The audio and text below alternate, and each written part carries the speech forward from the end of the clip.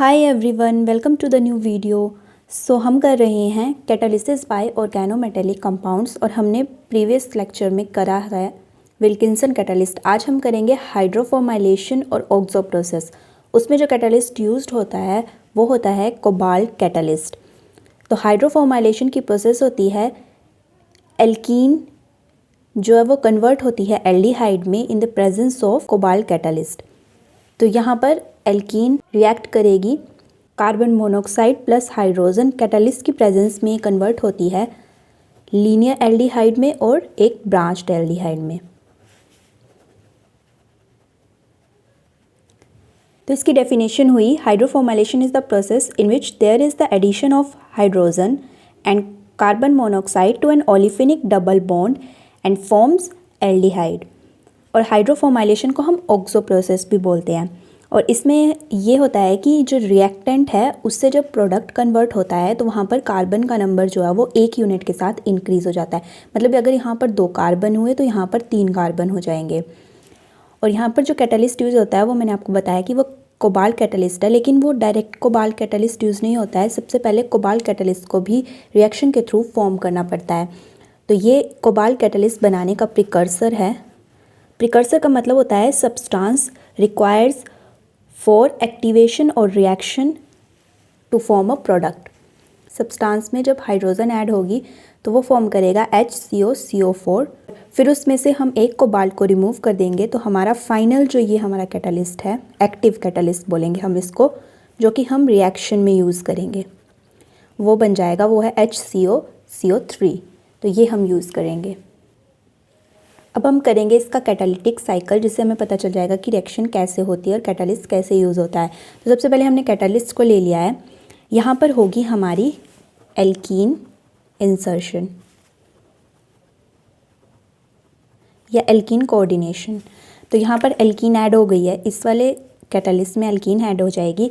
अब इससे आगे जो है वो फर्दर 2 साइकिल होते हैं।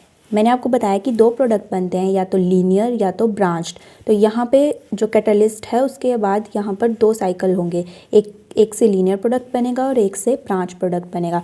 तो सबसे पहले हम लीनियर वाले की तरफ मूव करते हैं।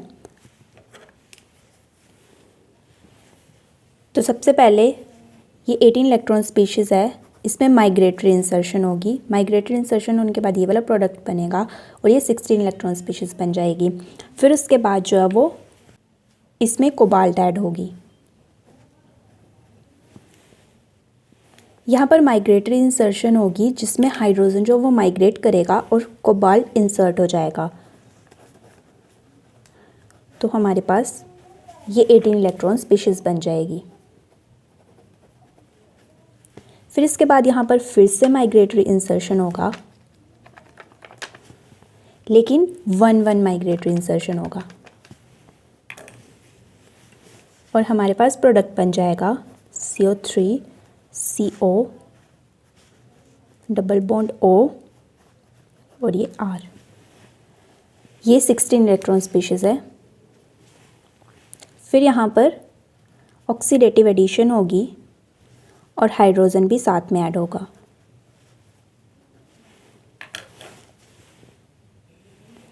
आफ्टर ऑक्सीडेटिव एडिशन हमारा ये प्रोडक्ट बन जाएगा। यहाँ पर 2 हाइड्रोजन ऐड हो जाएंगे। उसके बाद फिर यहाँ पर होगी रिडक्टिव एलिमिनेशन हो जाएगी कैटालिस्ट की, और जो ये बच जाएगा ये होगा हमारा फाइनल प्रोडक्ट, जो कि है लीनियर एल्डिहाइड। ये बन गया हमारा फाइनल प्रोडक्ट और ये हमारा कैटालिस्ट एज इट इज़। अब यहाँ पर हम नेक्स्ट साइकिल की तरफ मूव करते हैं, जहाँ पर ब्रांच्ड एल्डिहाइड बनेगा। तो माइग्रेटरी इंसर्शन के बाद हमारा प्रोडक्ट बनेगा CH2H और यहाँ पर R।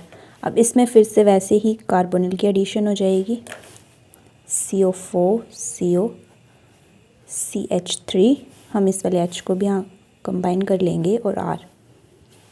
फिर उसके बाद यहाँ पर माइग्रेटरी इंसर्शन होगी 1-1। सेम वैसे ही स्टेप्स चले हैं।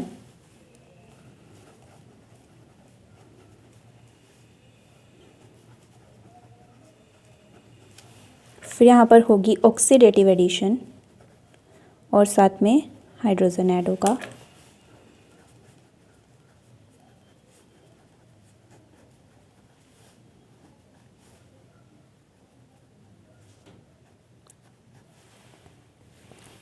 फिर होगी रिडक्टिव एलिमिनेशन और हमारे पास फाइनल प्रोडक्ट बन जाएगा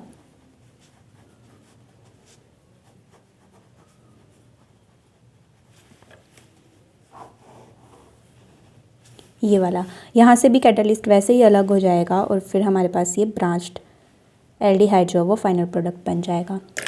लेकिन यहाँ पर ड्रॉबैक ये था, जो कोबाल्ट कैटलिस्ट था वो हाई टेम्परेचर और प्रेशर पे वर्क करता था, जिससे कि लीनियर और ब्रांच प्रोडक्ट का रेशो भी बहुत अच्छा नहीं आता था। तो इसलिए इस कैटलिस्ट को मॉडिफाई करने की ज़रूरत पड़ी, जो कि मॉडिफाई करके बना दिया गया HCOCO3, जिसमें कि PbU3 एक बल्कि फॉस्फेन इंट्रोड्यूस किया गया, जिसकी एडवांटेज थी कि इसने जो है वो लीनियर और ब्रांच जो प्रोडक्ट था उसका रेशो तो अच्छा कर दिया और इसने प्रेशर भी लोअर्स कर दिया। लेकिन इसका भी एक ड्रॉबैक था कि इसने रेट ऑफ रिएक्शन को स्लो डाउन कर दिया। तो फिर से जो विल्किंसन ने एक और कैटलिस्ट प्रपोज किया जो था HRHCOPPH3 थ्राइस। ये रोहोडियम का कैटलिस्ट था। इसकी इम्पोर्टेंस थी कि ये वर्क करता था 1 एटमॉस्फेरिक प्रेशर पे और 25 डिग्री सेल्सियस टेम्परेचर पे और ऑल्सो इम्प्रूव लीनियर और ब्रांच्ड रेशो। तो इसलिए जो है यहाँ पर कैटलिस्ट की मॉडिफिकेशन करने की ज़रूरत पड़ी। So that's all about the hydroformylation और ऑक्सो प्रोसेस। मिलते हैं नेक्स्ट वीडियो में। Till then do like share and subscribe my channel.